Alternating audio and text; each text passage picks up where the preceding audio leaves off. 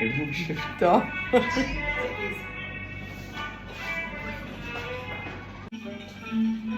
تحفة. شايف الخمسينة؟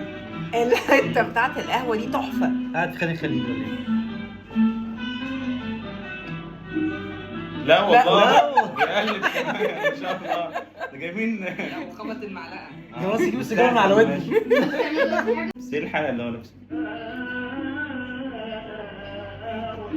حلوة الصور اللي على الحيطة. جوزيه جوزيه كان تقريبا كان عايز ولا ايه؟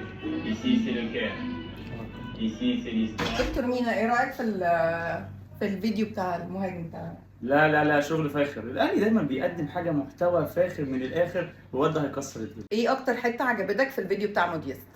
الحته بتاعت القهوه اللي هو بيرج فيها كوبايه الشاي كده، تحس ان هو مصري اصيل كده، تحس ان هو تحفة. بيصطبح. عبد الرحمن، ايه اكتر حتة عجبتك في الفيديو؟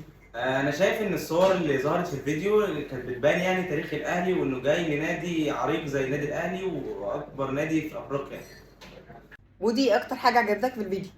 انا عجبني الفيديو بتاع الصفقه، كنت مستنيه اكتر من الصفقه نفسها عشان الجمله اللي قالها اللي هي هنا التاريخ هنا الاهلي.